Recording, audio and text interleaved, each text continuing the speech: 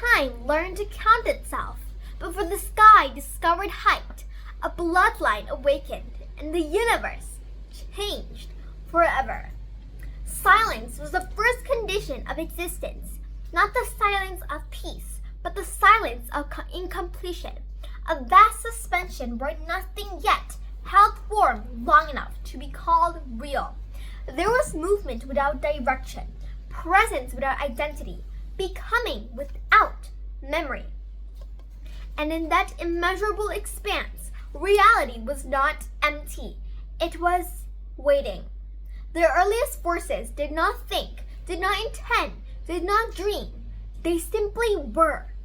Immense currents of being, colliding, receding, emerging again. Fire surged without purpose. Frost endured within will, and something collide. From tension comes transformation, and from transformation comes emergence.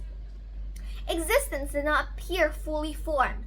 It unfolded slowly, relentlessly, and inevitably. From the meeting of extremes came the first stirrings of not continuity, not merely a being, but a possibility that existence could persist beyond a single moment. And that possibility took shape in a lineage. And within that lineage stood Bor. And Bor was not thunder. He wasn't storm.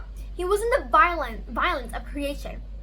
He was something more enduring, the quiet force that allows existence to continue. Before Bor, there was presence, and with Bor, there was inheritance. A lineage is not simply descent. It is the preservation of becoming. It is the decision of existence to move forward rather than dissolve back into silence. Bor embodied that decision, and he was precisely it, because he emerged in an age when nothing was secure. The cosmos was still fluid, still forming, still uncertain of its own direction. Nothing held permanence, and nothing endured without struggle. Yet, he endured. Endurance is the first architecture of reality. And to endure is to resist dissolution. To endure is to remain when chaos insists on dispersal. To endure is to allow continuity where none was guaranteed. Bor did not impose order upon the cosmos. He became a point around which order could eventually gather. He stood between what had emerged and what would one day take shape. A bridge without proclamation, a foundation without monument. Existence does not always change through force. Sometimes it changes through transmission. Bor transmitted being forward, and from him would come those who would shape the structure of the world. But before structure, there must be succession, and before succession, there must be lineage. Lineage is the universe remembering itself. Without memory, existence repeats without growth, without continuity. Creation begins endlessly and completes nothing. Bor introduced completion through continuation, and he did not finalize creation. He ensured it would not end. This is the quiet revolution of the first divine bloodline, the moment when existence ceased to be isolated and became relational. A relationship across time is the deepest form of structure. Through lineage, existence gains direction. Through direction, it gains meaning. And through meaning, it becomes world. Bor didn't shape the cosmos by force. He shaped it by allowing something to follow him. Inheritance transforms existence from event into process. A process unfolds, and an unfolding implies destiny. And before lineage, there is only emergence. After lineage, there is becoming.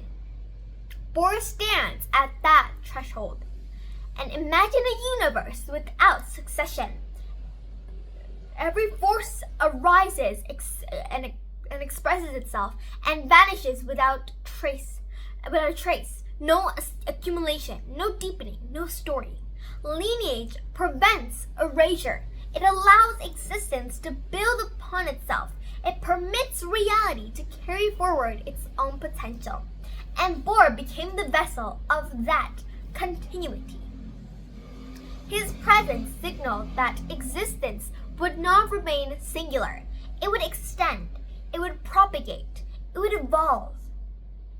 And through him, the cosmos discovered duration. Duration transforms presence into history. And maybe that's the best, because history is not just memory alone. It is identity sustained across change. Bor marks the first emergence of sustained identity within creation. He didn't defend by dominance, but by persistence. Not by conquest, but by continuity. Not by power displayed, but by existence transmitted. In Cosmos world, still forming its foundations, such continuity was revolutionary. The earliest beings did not inherit. They emerged directly from primal conditions. But Bor's lineage would not arise from raw force alone. It would arise through relation. And relation binds existence into structure. And structure stabilizes reality. Reality, once stabilized, becomes a world. Bor is the beginning of stabilization. And he stands not at the start of existence, but at the start of continuity within existence. A subtle yet profound distinction. Beginnings can occur without consequence. Continuity ensures, consequence endures. And through Bor, existence gained consequence. And through Bor, every future act of shaping, every boundary drawn between realms, every emergence of order would depend upon the continuity that he embodied. The first divine bloodline did not just merely produce successors. It produced possibility. And possibility is the horizon of creation. Without possibility, existence is static. With possibility, it moves. And movement across time requires transmission. And transmission requires endurance. And endurance requires foundation. And Bor was exactly that. Bor was foundation. In mythic memory, the earliest ages are not defined by clarity, but by ambiguity, a world in which form struggles against dissolution. It is within such ambiguity that continuity becomes sacred.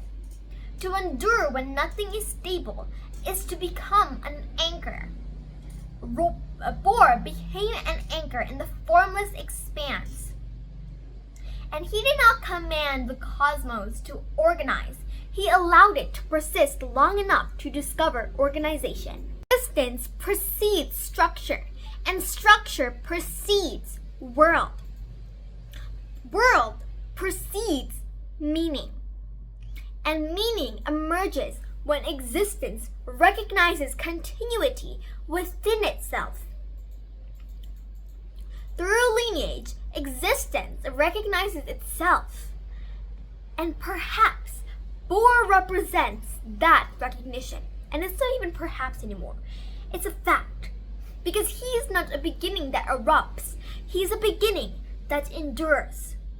His lineage would carry forward the unresolved potential of the cosmos. They would inherit not a finished creation, but a possibility awaiting form. Inheritance is responsibility extended across time. Bor's legacy is responsibility itself. The transmission of existence is a task yet unfinished. Every successor in his line would carry forward the raw material of being. They would shape, divide, order, and define. But none of this could occur without the continuity that he established. Continuity is the unseen architecture of creation. It doesn't shine, it doesn't thunder, it doesn't declare itself. And yet, without it, nothing persists long enough to matter. Or allowed existence to matter. He represents the moment when being gained direction without losing its mystery. Direction is not just control, it is orientation toward becoming. Through lineage, the cosmos became oriented toward form. But form does not arise instantly. It unfolds through succession, through transmission, through persistence, across generations. Or significance lies not in a singular transformation, but in an ongoing possibility. He is the origin of unfolding. The first divine bloodline is not a tale of power achieved, but of potential preserved. Preservation is the gentlest form of creation. To preserve is to protect becoming from erasure. To preserve is to ensure that existence may deepen rather than disperse. War preserves the continuity of being, and from continuity arises coherence. And coherence allows distinction. Distinction allows relationship. Relationship gives rise to structure. And structure makes a world possible. The universe did not become a world in an instant. It moved toward a world through continuity. And Bohr is that movement embodied. He stands in the silent ages when existence had not yet learned its own pattern, a presence not defined by dominance, but by duration. And duration transforms chaos into process, and process transforms emergence into evolution. And evolution transforms presence into narrative. And narrative is the deepest form of order. And through lineage, existence became a narrative. And Bohr is the first chapter of continuity. Not the beginning of all things, but rather the beginnings of things that endure. If this story stirred something in you, there are many more legends waiting. Tell me in the comments there are many more myths waiting. Tell me in the comments which myth you want next. And until the next tale, stay curious.